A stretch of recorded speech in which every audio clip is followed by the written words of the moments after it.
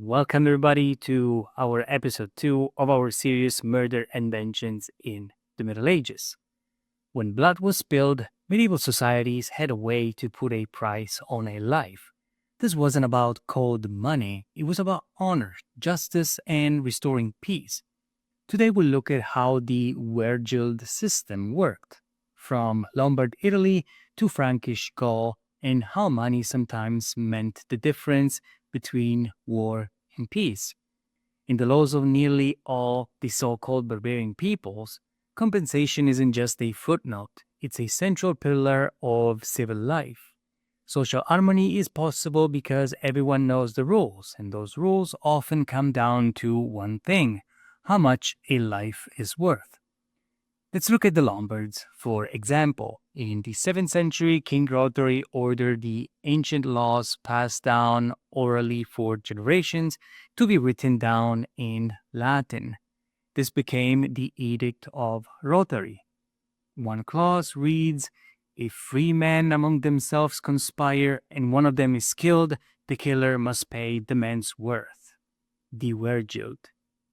King Rotary laws were written in Latin because at the time that was the only written language used in Italy. The Lombards still spoke their native tongue, but no one had ever written in it. Writing meant Latin, so we can imagine the challenge: a Lombard elder dictating tribal customs, and a Roman notary struggling to capture them in legal Latin. At times, they simply gave up and left the original word in place, Wergild, or as it appears in the Latinized word Vidrigildus, meaning literally men gold, or the price of a human life, the price of a man. Interestingly, the edict doesn't fix a universal price. Instead, it leaves room for negotiation. The value of the person had to be assessed, how important they were to their family, their clan, their role in society. Interestingly, the edict doesn't fix a universal price. Instead, it leaves room for negotiation. The value of the person had to be assessed, how important they were to their family, their clan, their role in society. The payment wasn't automatic. It had to satisfy the victim's relatives. Only then could peace be restored. Other societies, like the Franks, took a different approach. In their legal code, the Lex Salica, the terms were clearly defined. For example, for the murder of a free Frank, the killer must pay 200 solidi. But if the body was thrown into a well submerged in water, hidden with branches, or burned, the payment rises to 600 solidi. The solidus was a gold coin inherited from the late Roman Empire.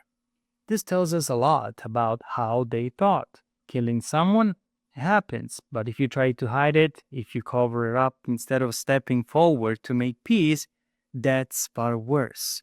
That means you're not just violent, you're dishonorable, and that triples the price. Why? Because now you're not only taking a life, but also violated a deeper social expectation.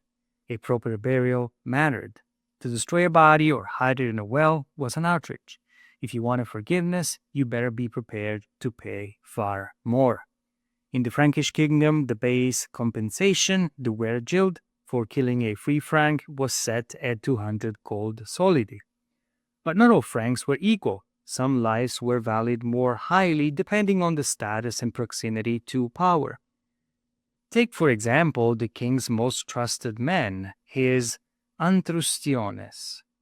This term, rooted in the Gothic language, carries the same idea as our modern word trust, the entrusted. These were loyal companions of the king, bound to him by oath and personal allegiance. Their loyalty, their closeness to the king, gave them greater value. If someone killed one of these antrustiones, the fine wasn't 200 solidi, it was 3 times that, 600. Triple the standard amount. Why? Because the antrustiones didn't just serve the king, they embodied his authority, their honor was greater, and so was their price. But the Frankish kingdom wasn't made up of Franks alone. It also included many Romans, descendants of the former imperial elite, who still played an important role in society. The law had to account for them too. So, what was the compensation for killing a Roman? That too depended on status. If the Roman was a guest of the king, someone with personal ties to the royal court, like a senator, a wealthy landowner, or the bishop's brother, the killer paid 300 solidi. That made him worth more than a regular franc, but still less than a royal franc. Status, as we see, mattered. But so did ethnicity, as this was the Frankish kingdom. If the victim was an ordinary Roman landowner, a free man but not a court insider, the payment dropped to 100 solibi, just half the amount owed for killing his Frankish counterpart. The Byzantines, heirs to the Roman legal tradition, suppressed such practices by channeling disputes into a formal state-controlled legal system, rooted in the Corpus Juris Civilis, compiled under Emperor Justinian I. Byzantine law treated homicide, mecatrix, or murder as a crime against the state, not a private matter. Murderers face severe penalties, execution by beheading or hanging for deliberate killings, exile or mutilation, blinding or even amputation, to deter further violence while avoiding blood feuds. Lesser offenses like unintentional killings might incur fines or property confiscation payable to the state rather than the victim's family, unlike the Frankish Wergild system. Revenge killings were prosecuted as murder, and they undermined imperial authority, with the state aiming to monopolize legitimate violence to prevent destabilizing cycles of vengeance. Byzantine courts, overseen by judges, judices, or provincial governors, strategoi, handled criminal cases with the emperor intervening in high-profile matters. The legal system discouraged private vengeance by offering judicial recourse, where victims' families could seek justice through evidence and testimony, rather than extra-legal killings. The deeply Christian Byzantine Empire reinforced this through the Church, which condemned revenge as sinful and promoted reconciliation or legal resolution. Clergy, including bishops, often mediated disputes or influenced outcomes, sometimes requiring murderers to perform penance or pay restitution to the church, though state punishment remained dominant. In core regions like Constantinople and Asia Minor, the centralized legal system and effective policing minimized revenge killings. However, in frontier areas or among recently integrated groups, such as Slavic or Armenian communities, tribal blood feud customs persisted. The Byzantines countered these through military presence, Christianization, and enforcement of imperial law, though local practices occasionally endured. Over time, legal codes like the 8th century Ecloga and later Basilica refined punishments, emphasizing mutilation over execution to align with Christian repentance, further solidifying state control over justice and marginalizing revenge killings.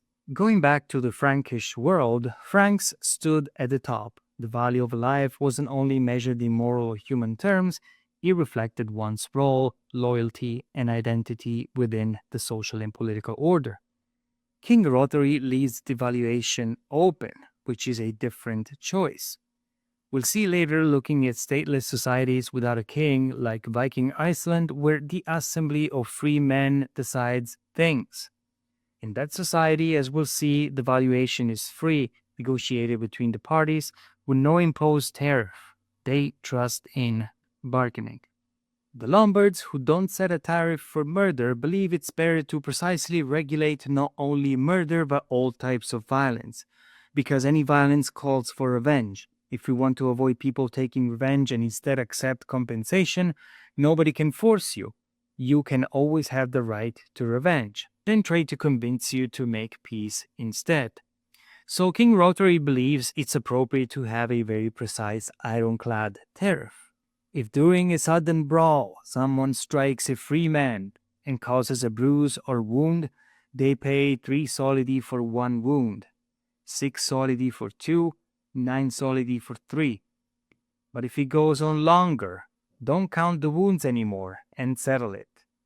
If someone punches another, they pay 3 solidi. If it's a slap, 6 solidi, because a slap is much more dishonorable.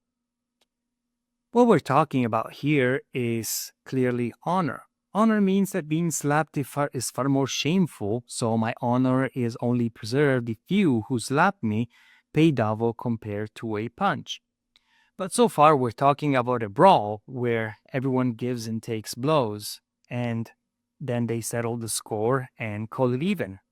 The main issue arises when it's not a brawl, but someone deliberately attacking another, and the victim has a legitimate claim to seek compensation. Here the king introduces an extremely detailed tariff for injuries and their compensation among free men. He says, pay is established here. Then, in the Latin text, there is a little phrase, cessante faida hoc est inimicitia. Ceasing the feud, that is, enmity. You can imagine how it went. Speaking in Lombardic, they say, all right, at this point, write faida. This way, it's avoided if the compensation is paid and accepted. Cessante faida. We've seen it can be translated simply as ceasing the feud. And someone pedantic might have said, yes, but no one understands faida. What is it? For those who don't know Lombardic, let's explain cessante faida hoc est inimicitia. That gets the point across, more or less. So here's how detailed these laws were. For example, if someone injures another on the head, breaking only the scalp, they owe 6 solidi. For 2 such wounds, 12 solidi. For 3, 18. If there are more wounds, don't count them. Just pay for these 3. But if the injury is worse, if the skull is cracked and bone fragments fly out, the compensation jumps. 1 broken bone costs 12 solidi, 2 broken bones 24, 3 36. And again, if there are more, don't count beyond 3. Now, this raises a tricky question. How big must a bone fragment be to count as broken and deserve the 12 solidi payment? Because naturally some tiny chips fly off and the offender might refuse to pay. So the law had to clarify exactly how to measure this. They didn't have scales or precise tools. Instead, they use a practical test. The bone fragment counts if, when dropped from 12 feet onto a wooden shield on the ground, it makes a sound, a clear click. They measure 12 feet by using the foot length of an average man, not with hands or other means. If the bone fragment made that sound, then compensation was due. It's a vivid example of how these societies combined legal precision with everyday practicality, and how seriously they took even the smallest details of injury and honor. What's really at stake here is honor, the need to save face, to avoid public shame. That becomes especially clear in the laws about visible injuries, particularly to the face. If someone knocks out another's tooth, one of those visible when smiling, they must pay 16 solidi. But if it's an inner tooth, not visible, then only half that. Well, you might wonder why. Because the injury to one's honor is less. People see your smile. Losing a front tooth is humiliating. Losing a back tooth, less so. It's the same with fingers. If a knife comes out and a finger is cut off, not all fingers are valued equally. The thumb is worth the most, so essentially that its loss is calculated as 1/6 the value of the entire man. Without a thumb, the hand is practically useless. Next in value is the index finger, then the pinky and ring finger, which are worth far less, and the middle finger, well, almost nothing. Just 5 solidi, less than what you'd pay for a slap. The reasoning? The hand still works fine even without a middle finger. So these weren't just bodily injuries, they were social injuries. Compensation wasn't only about pain or disability, it was about visibility. function, and above all, dignity. But it does not end here. Even the toes had their own tariff. As with fingers, the big toe was worth the most, and the value decreased progressively with each smaller toe. King Rotary explains the logic behind all these detailed rules. He says, in all these injuries among free men, we've set the higher compensations that our predecessors, so that the faida, that is enmity, once the established compensation is accepted, is abandoned. Nothing more is demanded. No grudge remains. The matter is settled and friendship continues. So the overriding goal here is to mend, to bring the parties back to peace, even friendship. And how do you do that? By raising the compensation. It's not just about persuading the guilty party to pay, more importantly, is about convincing the injured party to accept the payment. That only happens if the sum is high enough, if, in the eyes of the community, the compensation clearly reflects the victim's honor and worth. The higher the amount, the easier it is for the injured party to let go of revenge, not because they've forgotten the insult or the pain, but because the money publicly demonstrates that they were wronged and that their value was acknowledged. In this world, justice and reconciliation didn't come from punishment, they came from visible, measurable respect. What happens when human nature kicks in? Sometimes, even after peace is declared and compensation is paid, somebody on the injured side still wishes revenge. There is now a serious offense because he threatens to start the whole spiral of vendettas. In Rotary's code, if you accept compensation and then seek revenge anyway, you must pay double. The king makes it crystal clear. Once the money is taken and hands are shaken, the case is closed. No one may demand anything further. So we've seen how particular and meticulous the established rules of King Rotary can be by paying for each offense, for each injury. But paying the price for blood didn't just end disputes. It shaped how communities survived. But what happened in places without kings or courts? In our next episode, we will journey to Viking Iceland, where honor and vengeance played out in dramatic sagas and fierce feuds. Thank you very much for following up in this episode, and I will see you next time. Bye.